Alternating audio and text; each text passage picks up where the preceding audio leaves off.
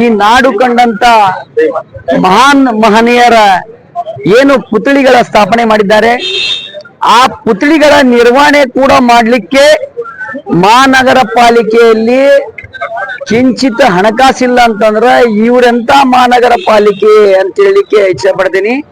ಉತ್ತರ ಕರ್ನಾಟಕದ ಹೆಬ್ಬಾಗಿಲು, ಛೋಟಾ ಮುಂಬೈ ಖ್ಯಾತಿ ಯಾದಕ್ ಬೇಕ್ರಿ?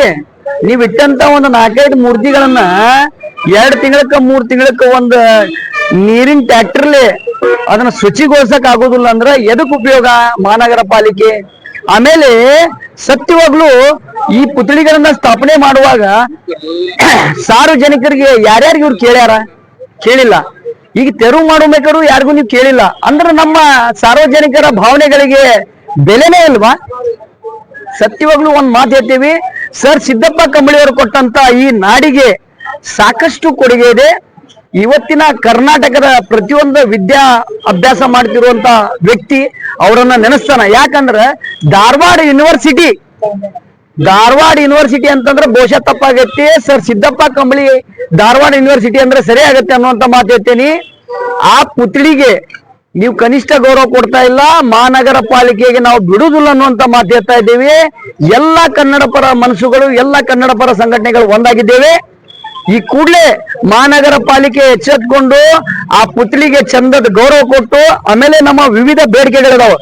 ಏನು ಡಾಕ್ಟರ್ ರಾಜ್ಕುಮಾರ್ ಅವರ ಪುತ್ಳಿ ಹಾಗೂ ಪುನೀತ್ ರಾಜ್ಕುಮಾರ್ ಅವರ ಪುತ್ಳಿ, ವಿಷ್ಣುದಾದ ಅವರ ಪುತ್ಳಿ, ಶಂಕರ್ ನಾಗ್ ಅವರ ಪುತ್ಳಿ, ಇವೆಲ್ಲಾ ಪುತ್ಳಿಗಳನ್ನ ನಾವ್ ಯಾಕೆ ಬೇಡ್ತಾ ಇದ್ದೇವೆ ಅಂದ್ರೆ ಸಾಮಾಜಿಕ ಇವರು ಕೊಟ್ಟಂತ ಕೊಡುಗೆಗಳನ್ನ ನೀವು ಬೆಲೆ ಕೊಡ್ರಿ ಅನ್ನುವಂತ ಮಾತು ಹೇಳ್ತೇವೆ. ಇವಕ್ ಬೆಲೆ ಕೊಡಂಗಿಲ್ಲ ಅಂದ್ರೆ ಬ್ಯಾರೆ ಯಾವ ಪುತ್ಳಿಗಳನ್ನು ನಾವು ಕುಂದ್ರಸಾಕ್ ಕೊಡೋದಿಲ್ಲ. ಅದು ಯಾರ ಭಾವನೆಗ ಧಕ್ಕೆ ಹಾಕೈತಿ, ಯಾರ ಭಾವನೆಗೆ ಬಿಡ್ತೇವೆ ಅದನ್ನೆಲ್ಲ ವಿಚಾರ ಮಾಡೋದಿಲ್ಲ ನಾವು. ನಮ್ಮ ಕನ್ನಡ ನಾಡಿನ ಕನ್ನಡ ಮಕ್ಕಳಿಗೆ ನೀವು ಗೌರವ ಕೊಟ್ರೆ ನೀವ್ ಯಾವ್ದ್ರ ಪುತ್ಳಿಗೆ ಕುಂದ್ರಸ್ಕೋರಿ, ನಮ್ಗೆ ಅದ ತಕರಾರಿಲ್ಲ. ಕನ್ನಡ ನಾಡಿನ ಮಕ್ಕಳ ಪುತ್ಳಿಗೆ ಅಗೌರವ ತೋರಿಸಿ ಬ್ಯಾರೆ ಯಾವ್ದಾರ ಪುತ್ಳಿಗೆ ನೀವು ಗೌರವ ಕೊಡ್ತೀರಿ ಅಂದ್ರೆ ಅದ್ರ ಸಂಬಂಧ ಬೇಕಾದ ಕೇಸ್ ಹಾಕ್ಸ್ಲೋಕಿ ನಾವು ಕನ್ನಡಿಗರ ರೆಡಿ ಇದೆ ಅನ್ನುವಂತ ಮಾತು ಹೇಳ್ತೀನಿ.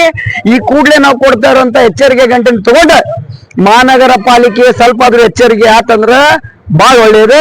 ಇಲ್ಲಾಂದ್ರೆ ಮುಂದಿನ ದಿನಗಳಾಗ ಹೋರಾಟ ಬಹಳ ತೀವ್ರತೆ ಇರ್ತೈತೆ ಅನ್ನುವಂತ ಮಾತು ಹೇಳಲಿಕ್ಕೆ ಇಚ್ಛೆ ಪಡ್ತೀನಿ. ಮಂಜುನಾಥ್ ಲೂಟಿಮಾಡ್, ಕರ್ನಾಟಕ ಕ್ಷಣಕ್ಕೆ ಪ್ರವೀಣ್ ಶೆಟ್ಟಿ ಬಣ.